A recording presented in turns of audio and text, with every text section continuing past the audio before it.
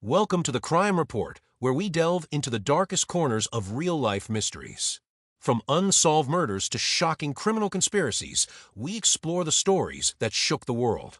Each episode, we take you step by step through the investigation, uncovering the truth behind the headlines and the secrets that still remain hidden. If you're a fan of crime stories, stay tuned and don't forget to hit that subscribe button. Get ready, because we're about to uncover a story that will keep you on the edge of your seat. The Silence of Ravenmoor. Part 1. The Vanishing Scream. The village of Ravenmoor, tucked deep in the Scottish Highlands, was known for its silence. Not the peaceful kind, but the heavy, suffocating kind that presses down on your chest. With only 312 residents, everyone knew each other, and that made what happened in January 2022 all the more terrifying. 17-year-old Eliza McCallister disappeared on the evening of January 12th after her shift at the local post office. She was last seen at 6:45 p.m., leaving the small stone building in her thick winter coat, hands in her pockets, head bowed against the cold. A surveillance camera across the street captured her final steps. After that, nothing. No footprints in the snow. No witnesses. No vehicles. Her phone was later found in a ditch 300 meters from the post office, still charged, undamaged, and eerily untouched. No strange messages. Just a missed call from her mother at 7:02 p.m. Detective Inspector Ainsley, a seasoned officer from Glasgow, was called in after the local force had hit a dead end. He knew villages like this. Silence didn't mean safety, it meant secrets.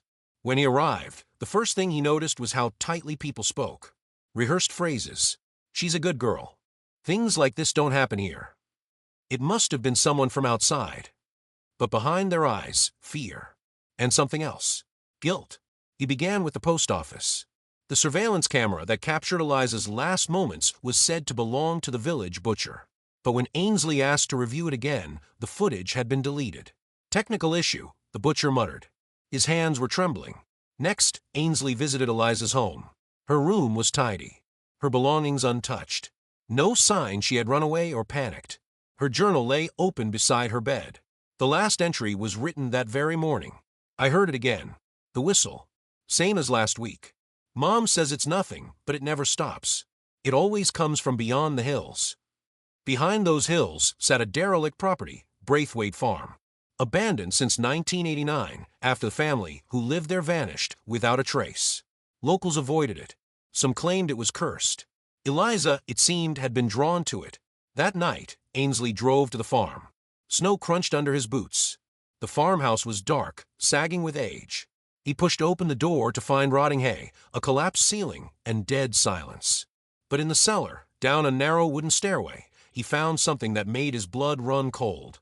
Dozens of photographs nailed to the wall. All of Eliza. Some candid, others clearly taken without her knowledge. One photo, her leaving the post office, was taken the night she vanished. But this wasn't a camera feed. Someone had been following her. Closely. On the floor lay a black notebook. January 12th. "She looked at me. She knows that I know. It's time." And then a sound. A faint creak above him. Footsteps. He froze. And then he heard it. A whistle. Thin. Eerie.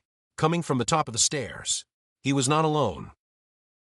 Part 2. The Dead Girl's Diary. Inspector Ainsley froze on the bottom step of the cellar staircase. The whistle above him was faint, almost human, like someone slowly playing a child's lullaby on a wooden flute. He gripped his flashlight tighter and held his breath. The sound stopped as suddenly as it had begun.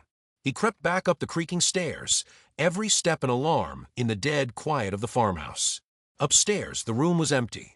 The front door remained ajar, snow swirling in, his police vehicle still visible at the edge of the property. But something felt wrong, as if someone had been standing right there watching him. Back at the station, Ainsley laid out the photographs from the cellar. They were printed in black and white, clearly developed by hand. The prints were fresh, less than a week old. Someone had been monitoring Eliza right up until the day she vanished. The notebook he found wasn't a diary. It read more like a surveillance log. Cold, methodical entries described Eliza's routines, her school route, the books she read in the park, even snippets of her conversations. She smiled at the boy in the red cap. jealousy, annoyance, confusion. She always reads Wuthering Heights. She doesn't understand it. She thinks the whistle is part of her dreams. Foolish girl. Ainsley's stomach twisted. This wasn't a random disappearance, it was an obsession. And worse, premeditated. He returned to Ravenmoor the next day, this time with backup. The farmhouse was sealed off. Then local officer Sergeant Maura Talbot mentioned something strange. A young boy, 9-year-old Jamie Kincaid, had come forward with a story. Jamie said he'd snuck out on the night of January 12th to play in the snow. He loved how quiet the woods became at night. That's when he saw Eliza, or someone who looked like her.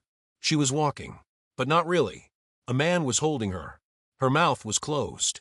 She looked at me like she wanted to scream. But then I saw him. He had a mask, and he was whistling. Real soft. He looked right at me. Ainsley leaned in. What kind of mask? Jamie described it vividly. A wooden mask, roughly carved hollow eyes, and a twisted grin. The man held something shiny in one hand. Then he turned, leading Eliza deeper into the woods. Ainsley ordered a sketch based on Jamie's description. When he showed the image to the village elders, one woman, Agnes Fraser, recoiled in horror. That mask, she whispered, that belonged to him, to Muir. Muir? Ainsley asked. Agnes, a frail woman in her 80s, explained. Decades ago, a man named Fergus Muir lost his young daughter in a tragic fire. He became a recluse, claiming to hear voices in the hills. Eventually, he began a strange game with local children, whistling outside their windows at night. The ones who responded, he said, needed to learn silence. Then in 1989, Muir vanished, just like the Braithwaite family. No bodies were ever found. The story became legend. A bedtime warning. But what if Muir never left? What if someone had taken his twisted legacy and brought it back to life? Ainsley returned to the photos. In 2 of them, a shadow loomed behind Eliza. Always the same distance. Always just out of focus. In one photo, taken outside the post office, something gleamed in the window's reflection. It was the top of a wooden mask. The realization was chilling. This wasn't random. This was generational. Someone was carrying on Muir's madness. And that someone might still be in Ravenmoor. Part 3. The Mask on the Hill. Detective Ainsley knew something terrible was waiting in the silence of Ravenmoor. The mask, the photos, the boy's testimony, everything pointed to one horrifying truth. Someone in the village was recreating the crimes of a madman long presumed dead. The locals grew uneasy. Some avoided his questions. Others claimed he was digging up legends best left buried. But Ainsley pressed on, focusing his search on the hills north of Braithwaite Farm, where Jamie claimed to see the masked man disappear with Eliza. Aerial drones scanned the rocky landscape until something caught the analyst's eye, a thin, unnatural crack in the hillside. A cave, not marked on any map, completely hidden by dense overgrowth. With a small tactical team, Ainsley returned at dawn. They climbed the icy slope in silence. The cave mouth yawned open like a throat. Inside it was cold, damp, and eerily silent.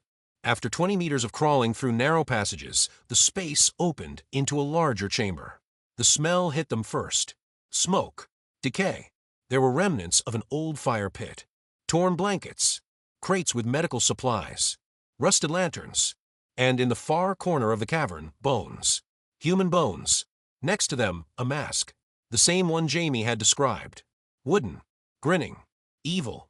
But this time, they also found something else. Something recent. A silver bracelet engraved with one word, Eliza. It was proof she had been here.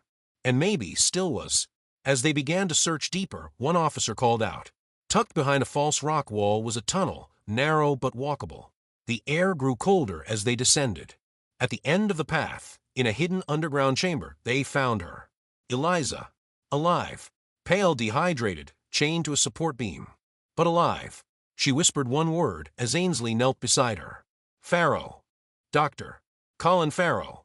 The village's only physician. A respected, trusted figure. Kind. Quiet. Private. Too private. Ainsley raced back to the village. Farrow was not at his home, but his car, license plate K719, was parked behind the clinic. Inside, everything was immaculate. Too immaculate. No signs of life. No personal items. No photos. Until Ainsley opened the basement door. The stairs creaked as he descended into darkness. The walls were covered in images. Dozens of them. Victims. Eliza. Newspaper clippings of the Braithwaite family. A tattered photo of Fergus Muir, smiling, holding a baby. In the center of the room was a single chair. And sitting in it, waiting, was Dr. Farrow. He didn't run. He didn't speak. He only smiled. Ainsley drew his weapon. Where are the others? Where are the bodies? Farrow raised his hand slowly, as if conducting a silent orchestra. There are no others, he said. Only silence. It chooses one. And I was chosen. Later, during interrogation, Farrow confessed. His mother had been Muir's daughter, the child thought lost in the fire. She survived, raised in secret, told that the outside world was poisoned with noise and chaos. When she died, Farrow inherited her teachings. The ritual. The mask. Eliza heard it, he said. That made her special. But she wouldn't listen. She wanted to scream. He looked directly into the camera. But she will be quiet now. Eliza recovered in the hospital over the following weeks. Slowly, she spoke of her ordeal. How Farrow lured her in, drugged her, and brought her to the cave. How he would sit beside her, humming and whistling, telling her about the old ways and cleansing sound. She was lucky to survive.